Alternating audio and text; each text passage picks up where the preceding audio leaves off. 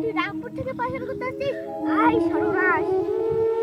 এ ভাই বল না আমার বাড়িটা কোথায়? এই না আমি রামপুর থেকে শোনা এখন পয়সা করতে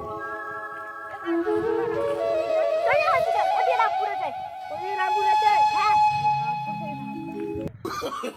রামপুর থেকে রামপুরে তো 5 কিলোমিটার দূরে আর এখানে আসছে হাঁটতে। তাও সেই আমার বাড়ি জান তো ভুল রাস্তা দেখায় যাস না আমার কি বল